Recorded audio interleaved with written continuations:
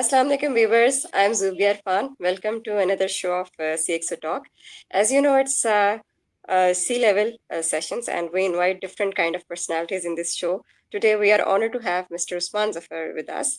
Mr. Usman Zafar is a global business expansion and smart cities expert with over 20 years of experience across the Middle East, Asia, Pacific, and Africa. He has guided 100 plus tech projects, driven multi-million dollar investments, and advised leaders on digital transformation and strategic growth.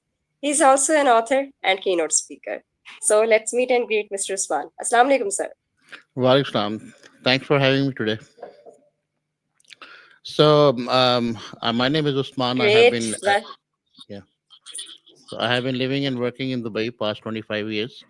So I started my career as a university professor from one of the leading university here in Ajman University, and I was also running the research center for the university and offering state of the art research activities, software solutions to the Middle East market. And then that job gave me a lot of experience in terms of understanding the Middle East market, which is quite vibrant, and also doing research activities across the region. So as we are all aware that Middle East have like especially when you talk about UAE or Dubai or the other GCC countries, they have a tremendous growth in the last 20 years, and they really have achieved a lot in terms of automation technology. So I'm really proud that we have been a part of all these development in these countries, and the way they are moving ahead. They are leading several initiatives in the world in terms of automation, smart cities, and economic development. So after the university, I was also the CIO. Excellent. Yeah, I also served as a public sector director, and last 15 years I'm running my own consulting practices where I'm helping international companies from all over the world to expand their market reach as a market accelerator. So I have brought more than 100 plus companies in the region, and I sit at the board of several international organizations, helping them with fundraisings and market expansion in MENA, Asia Pac, and African regions.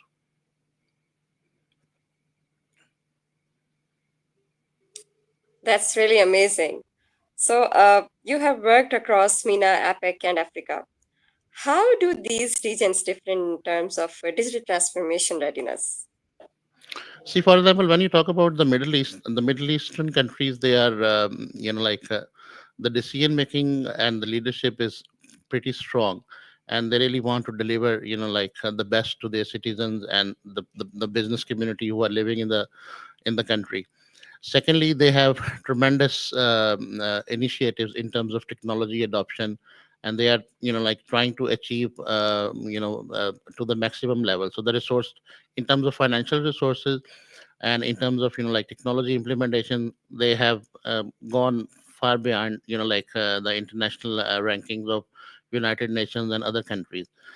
When you talk about Asia Pac, the emerging markets, they have their own challenges. Of course, we don't have any problem in terms of the talent, but the problem is always the financial constraints, and there are multiple reasons for that. The population size, the country sizes, and also the adoption of the technology among the SMEs and the public sector.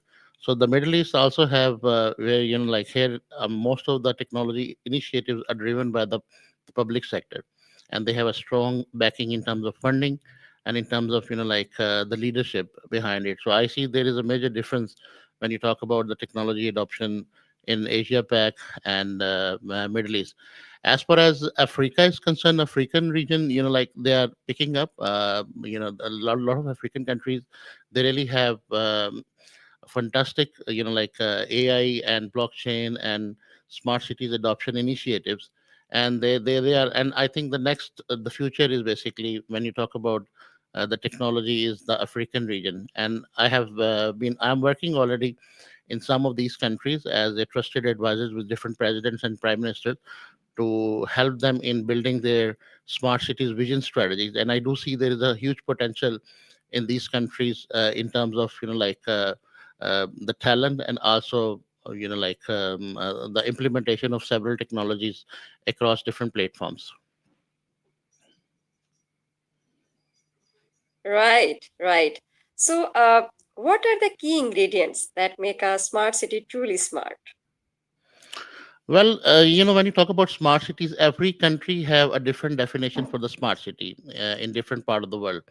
And as if you look at, for example, the UAE, Dubai, for example, they are now among top 25 countries in the world. And they have been recently ranked among the top four in terms of the technology adoption. So here, the approach they are using is more like customer centric or citizen centric. If you basically think about facilitating like the citizens, what sort of services you can provide them, how you can help them in adopting like different technology. So I'll just give you a very small example. So for example, if you want to have a trade license here, so when you go 20 years back, it used to take like 2 weeks, 3 weeks, like to just set up your company here. But now you can do it while sitting in your home, and you just do it over a cup of tea, and then you can do all the transactions online. So there are mobile apps, there are like e-services. So everyone is basically, all these citizens or the business community who are working here, they can easily collaborate and they can do most of their transactions online. So most of those countries who are focusing on customer centric approach or citizen centric, they have been more successful in terms of smart cities adoption. And then, of course, when you talk about the smart infrastructure, smart grading, and then the integrated transportation system. So again, I'll give you an example of Dubai. So now the government is working on launching drone taxis next year. So in my area where I'm living, they are doing a pilot project for autonomous cars. So there are around 6,000 cars which will be driverless, and you will see it on the roads of Dubai. And so these type of like initiatives really help to basically boost the economy. And this is one of the reason that a lot of people around the world, they are coming over here because of the lifestyle, because of the technology, ease of doing business, and all these things. So I have also worked with the court systems here, like in UAE. And everything like you want to transact, is online. So this is basically where the vision of the leadership comes in, to provide value added services, to provide facilities to the citizens, to basically adopt the technology and eliminate the bureaucratic layer, which is quite important to have a better governance in the systems. Very right, very right. So, as per your discussion, which is going very good, how can government and private sectors collaborate better on smart city projects? Yeah, this is a very crucial question, Zobia. um, Most of the governments who have achieved the success, specifically in smart cities area, they have a very well refined PPP model, public private partnerships, or BOT models, where they invite international companies who have done projects around the world. And there are hundreds of companies who are ready to work on public private partnership and BOT models in all the areas. And normally, my company works in five areas, which is smart cities, healthcare, education, agriculture, youth development, for example, green energy. So in all these areas, there are companies who are ready to work with you on PPP based models and BOT based models. And that is perfectly fine, especially with the emerging economies or the countries who are struggling to gain the economic development. And this is where we have built a very strong relationship with such companies who are ready to come on board and deliver the projects on PPP based models.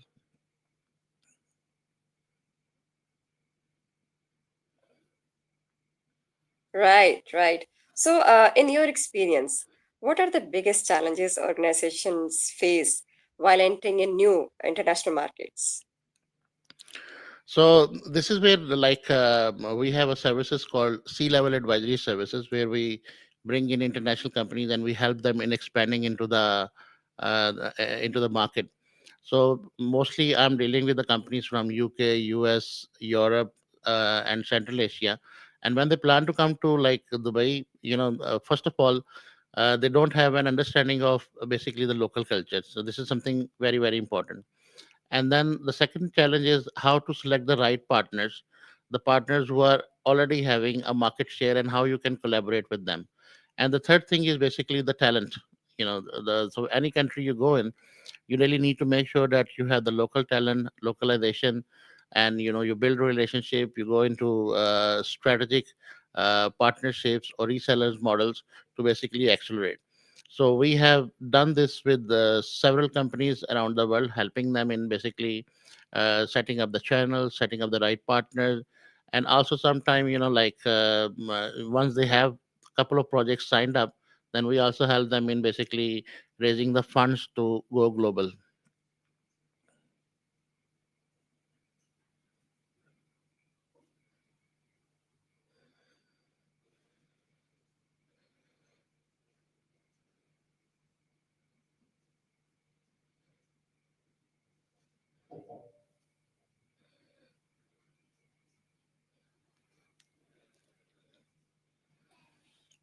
Hello. There was some internet connectivity issue. I really apologize for that.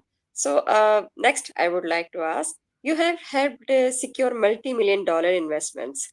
What do investors look for today? Yeah, this is again a very, very important question. You see, like the place we are sitting here in Middle East is like there are maximum number of millionaires sitting here, and it's always about the right business model, the right business pitch with an effective ROI strategy. So this is something very important, especially there are hundreds of thousands of startups who are struggling to basically go to the next level. So I always so what we have is like under my company we have built a network of private investors, institutional investors, angel investors, joint venture companies, and we really help any company who have a good product project and they really want to accelerate the market. So the first thing what we do is to look into their business deck, business pitch, the business plan, and then we help them in basically building like a success plan, that how you're gonna go and win the market. So especially when we involve in raising funds for public sector organization or startups, we always guide them like to have a like agile strategy to grow, show an effective ROI to the investors, and make sure that the numbers are true, and it also like fit into the overall global economy of the country which they are operating. And when you come to the Middle East, of course we start from Dubai, and Dubai is basically a hub where you can go to Middle East and Africa, and you can operate in all these countries if you have a right partner and technology behind you.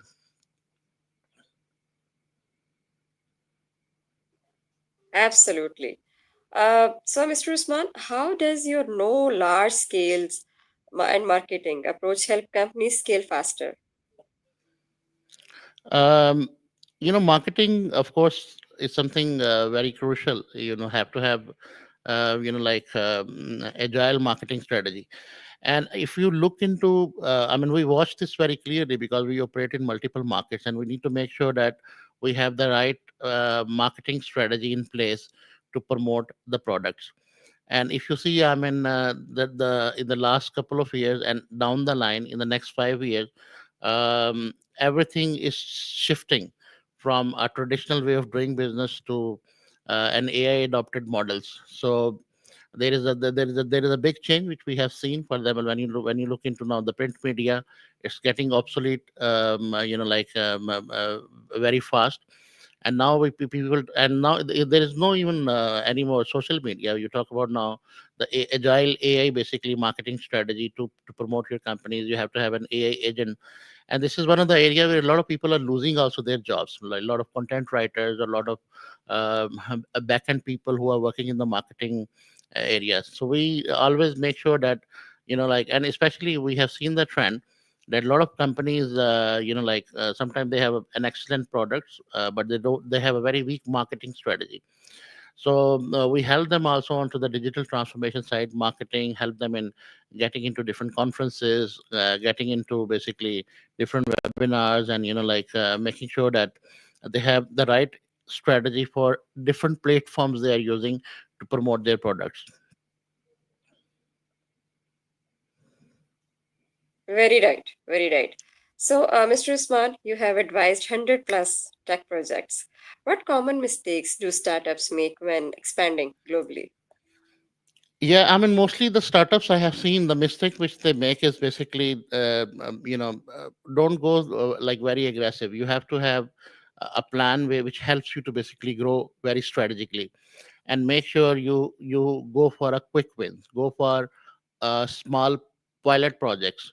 So that basically help you to endorse your model, your business. It also help you to gain the investors confidence.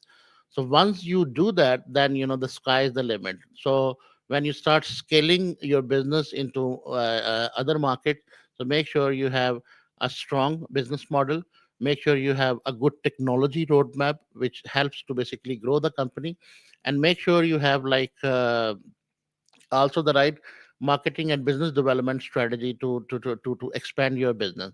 So I have seen that most of the startups, they try to do things very fast, and which jeopardize basically the investor confidence, and without basically having small like pilot projects. If you go for a bigger one, so normally those companies fail.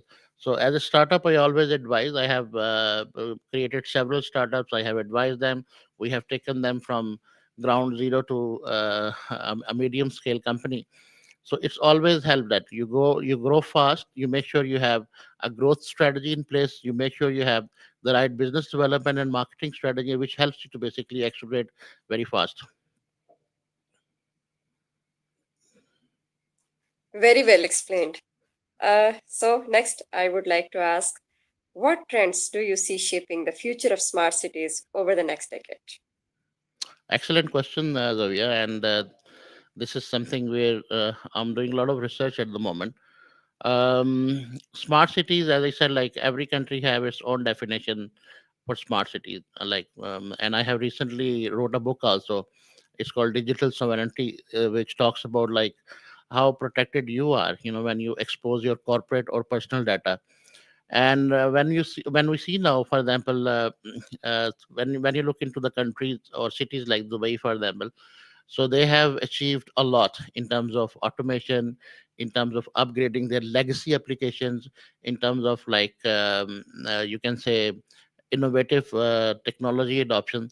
So now, I mean, most of the smart cities initiatives, they have an aggressive AI strategies in place. They have a very well defined, open data strategy or big data strategy, because data is your power now. So the trends across the smart cities have been changing dramatically, and you really need to focus that when you are basically implementing such initiatives, so you have the right digital twins strategy. You have to have the better governance model, like who owns the data, because when you initiate smart cities initiatives across multiple federal or local government departments, so there is a big fight about the governance of the data. So you have to have the right governance model in place, you have to have the right AI strategy, you make sure that you have an integrated transportation system.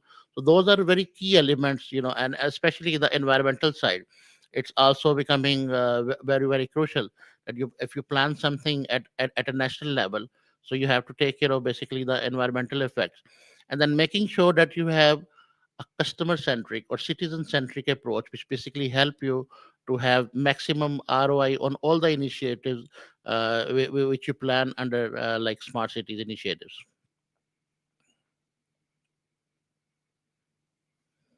Very right, very right. So, Mr. Usman, what skills should future leaders develop to succeed in cross regional markets? See, the leadership style again have been changed a lot.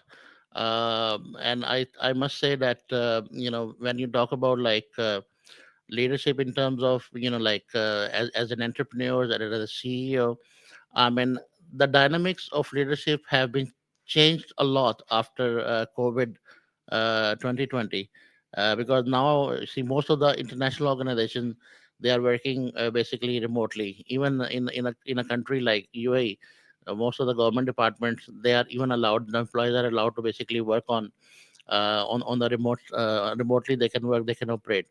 So the dynamics have been changed now, and especially with the AI adoption, all the mid level, like on the back end jobs are going to disappear. So you must say like around 300 million jobs which will be vanishing in the next 5 years time. So this is where the leadership, like comes. Roles are very important. So the first questions you ask your like your the people working for you, that how effective you are, when you don't see people quite often, how you make sure that the employees who are working for you, they have a sense of belongingness, that I belong to this organization. So this is where I think the strong leadership plays an effective role, and you have to basically adopt yourself according to the culture, according to the technology adoption, and as per the laws of the country where you are operating.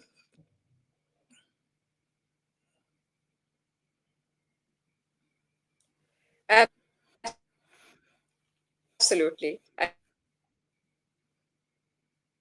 I totally agree with you. So, Mr. Usman, how can countries like Pakistan accelerate their smart city and digital transformation Zobia, I journey? can't hear you. Your voice is breaking.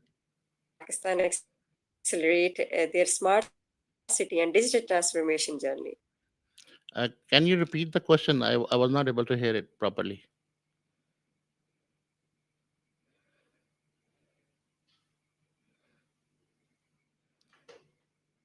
Zobia, can you repeat the last question, please?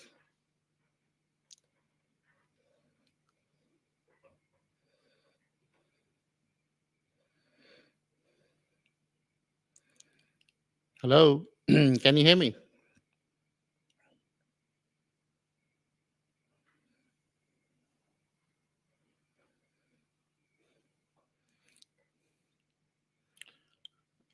Hi, Zobia. I'm not able to hear you.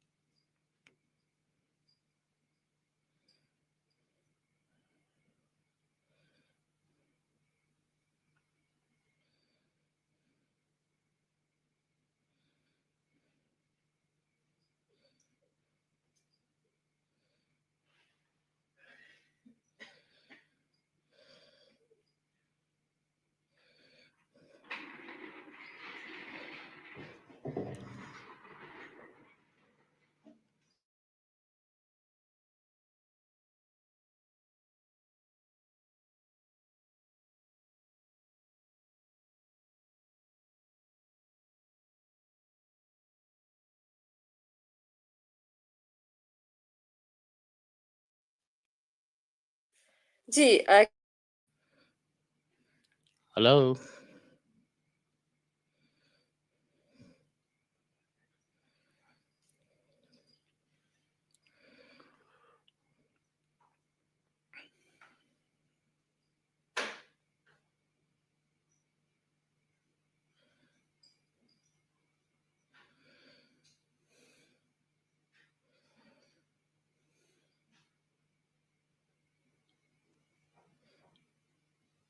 Ji, Mr. Usman, can you hear me now? Yeah, I can hear you now. Yeah. Sorry, what was your question? I Okay. missed it. Ji. I was asking how can countries like Pakistan accelerate their smart city and digital transformation journey? Yeah, so that's again an excellent question, and I tried basically, helping several government departments. So first of all, it's very important to have the right smart city strategy, what you really want to achieve with clear objectives and goals. And also, you should have a very well refined PPP models, public private partnerships. And trust me, there are hundreds of thousands of companies who are ready to work in a country like Pakistan. I have around 100 plus companies. They are ready to come to Pakistan and invest. Pakistan doesn't need to invest anything. What they really need to do is to have a very well refined public private partnership models. They really need to ensure any company or any investor who is coming to invest in different areas to basically making sure that the ROI is effective. And if any like changes happen, nothing will happen to their project or any initiatives. And if we have these small tweaks in our policies and procedures, we can attract several hundred thousand investors to basically come and invest in Pakistan in the areas of agriculture, healthcare, education, smart cities, infrastructure development, green energy. So the world is open for it.